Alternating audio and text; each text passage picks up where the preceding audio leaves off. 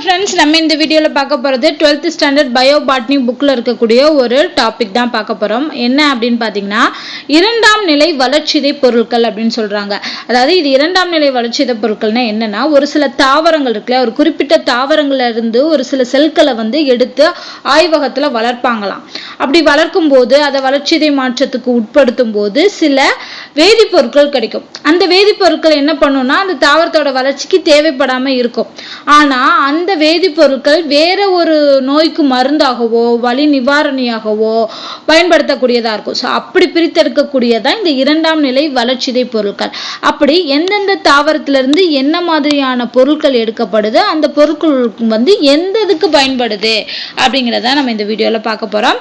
So first பாத்தீங்கன்னா digitalis பர்பூரியா அப்படின்னு சொல்லக்கூடிய தாவரத்திலிருந்து டிஜாக்சின் அப்படின்னு சொல்லக்கூடிய ஒரு மருந்து பொருள் வந்து எடுக்கிறாங்க.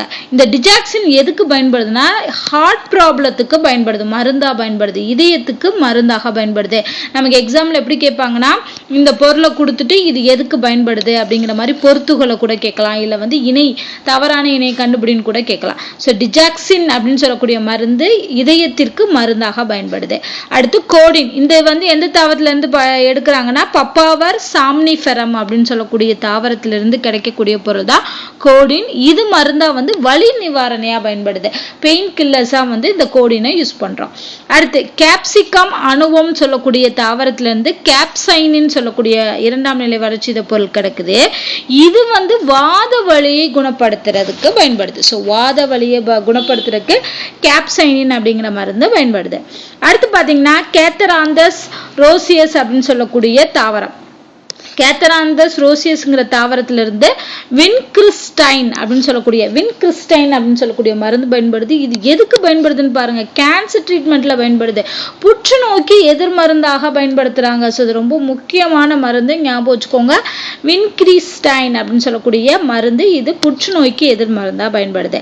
அடுத்து குவினைன், இது நமக்கு தெரியும். குவினைன்ங்கிறது வந்து சின்கோனா அபிசினாலிஸ் அப்படின்னு சொல்லக்கூடிய தாவரத்திலிருந்து கிடைக்கிறது குவினைன் அப்படிங்கிற மருந்து. இது வந்து மலேரியாவோட எதிர் மருந்து. மெயின் வந்து அந்த பொருள் எதுக்கு பயன்படுது, டிஜாக்சின்ங்கிறது இதயத்திற்கு மருந்து, கோடின் என்பது வலி நிவாரணி, கேப்சைனின் வந்து வாத வலியை குணப்படுத்த, வின்கிறிஸ்டைன் அப்படிங்கிறது புற்றுநோய்க்கு எதிர் மருந்தாக, குவினைன் என்பது மலேரியா எதிர் மருந்தாக. ஸோ இந்த மாதிரி இம்பார்ட்டன்டான நோட்ஸ் எல்லாமே நம்ம வந்து பார்க்கலாம். ஸோ இந்த வீடியோ உங்களுக்கு பிடிச்சிருந்தா லைக் பண்ணுங்க, ஷேர் பண்ணுங்க, மறக்காம நம்ம சேனலை சப்ஸ்கிரைப் பண்ணிட்டு சப்போர்ட் பண்ணுங்க. நன்றி.